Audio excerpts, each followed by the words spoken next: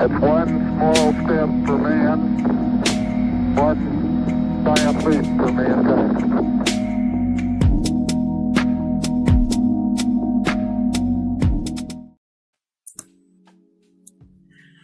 What it do? What it do? Happy post 4th of July. Another Let's Bet It Shorty. I know we got on a couple times yesterday and gave out a few looks. One of them was for the Fever game today. So I've got more on the Fever and Sparks game, and I've got a couple of looks on the Valkyrie Sphinx game. Yesterday gave out a few plays. The hot dog plays hit. So Joey Chestnut. I'm gonna start it off with this. Watching that shit was so disgusting. Just watching people like stuff hot dogs down their throats and washing it down with water. Absolutely, probably one of the nastiest things I've ever watched. But we made money on it. Joey Chestnut under 71 and a half hot dogs. And for a minute, man, I think he had like 50 like halfway through. I'm like, Jesus Christ, man, he's about to eat like 100 hot dogs. But he slowed down considerably and went under that. And then I just forgot the guy's name, but he was the oldest guy in the field. And he had only ate like 50 dogs once. So that cash too. So made some money off of hot dogs. Crazy. But Can't Stop is in here, the official hot dog capper. You are 2-0 undefeated. Man, I don't know. I don't know what made me even research that, but just go to show, man, you can make money just about off of everything in the betting world. But yeah, thanks for tuning in with us. Can't Stop. We are going to, so like I said, I gave out a look yesterday. If you watch the episode 12 video with me and GLB, we did some digging into that Fever game and came up with a very strong trend. So I played the first half -3.5, but this number has moved 3 points. Right now it is sitting at 4.5. I'm not sure why money has come in on the Sparks. I feel like it's just sharp money coming in on the Sparks, because there's no, as far as injuries are concerned, Caitlin is still out, but I think we all kind of knew she probably wouldn't play today. So there's no other injuries. I'm just trying to figure out why this has went down some more. But I've got a couple of looks that I just want to share really quick.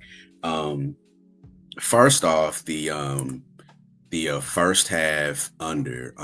We played this. Well, I gave this out with the Aces in the Fever game, and that cashed pretty easy. But if we go, let's go over to the Money Baller really quick.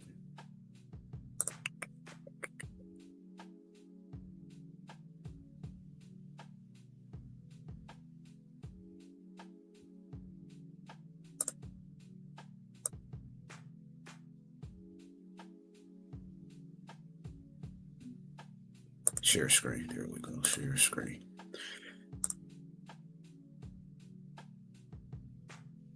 Now, if you look over here, we're at the Money Baller. Once again, shout out to RC Ronald Kabang. This is an awesome site.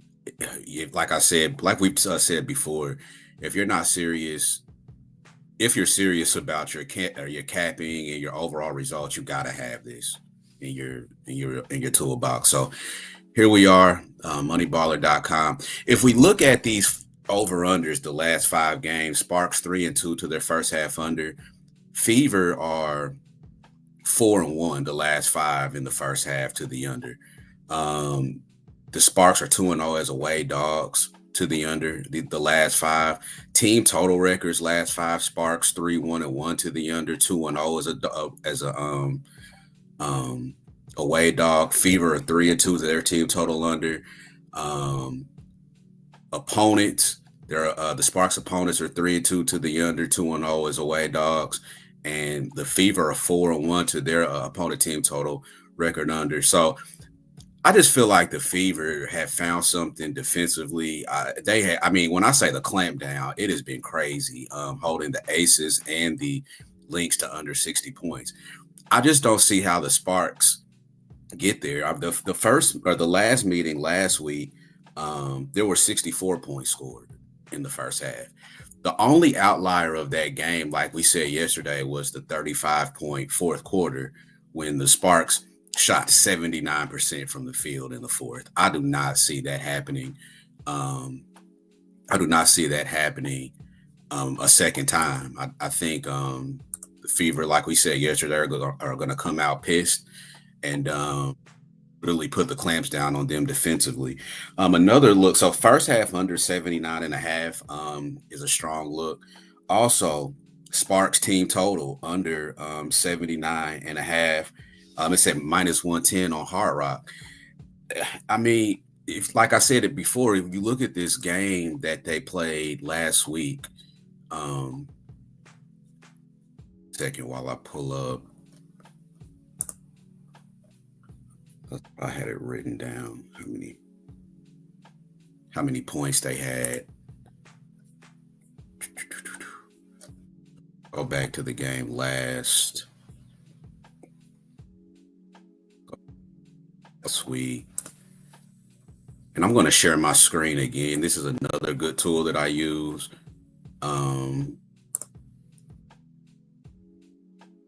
Another good tool that I use is the is basketballreference.com.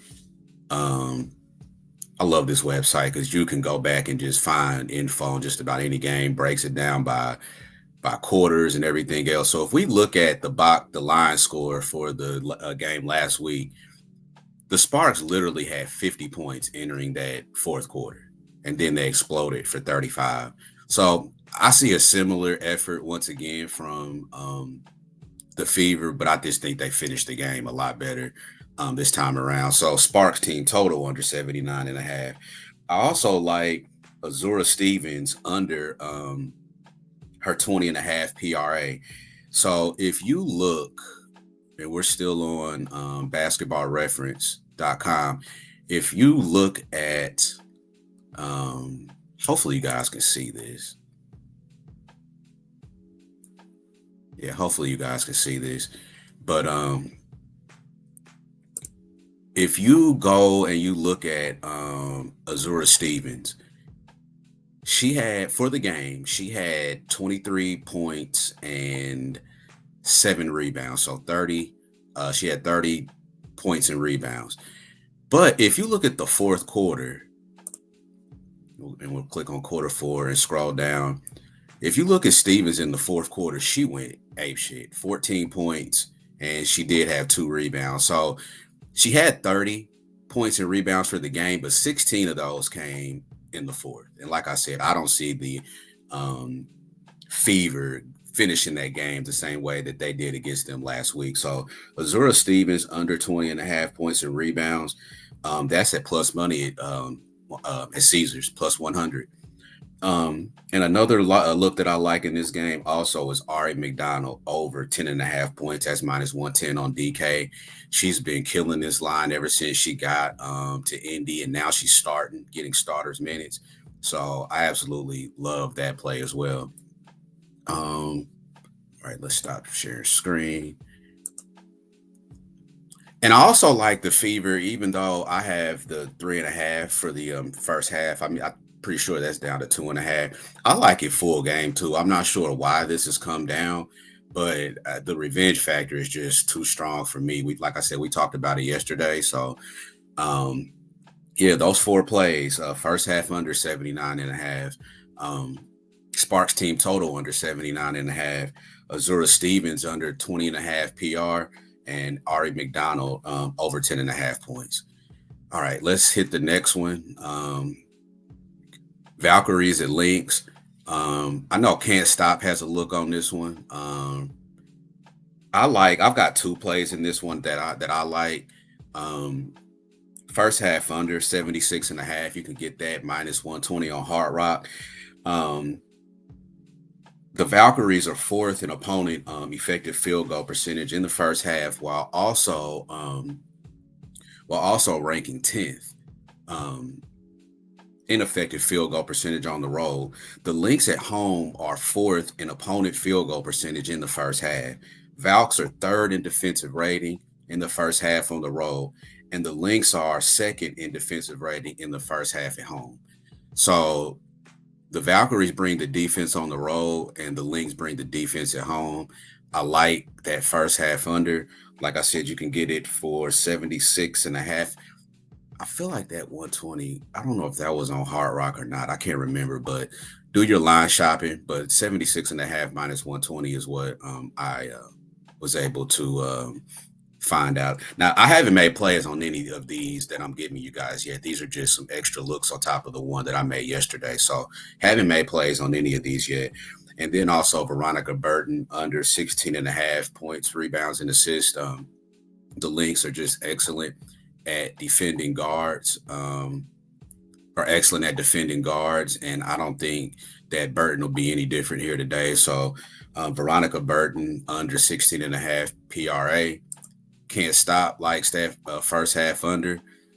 That's probably going to be, I don't think I've made a play on this game yet, but that's probably going to be one I make. But that's really it for me today. I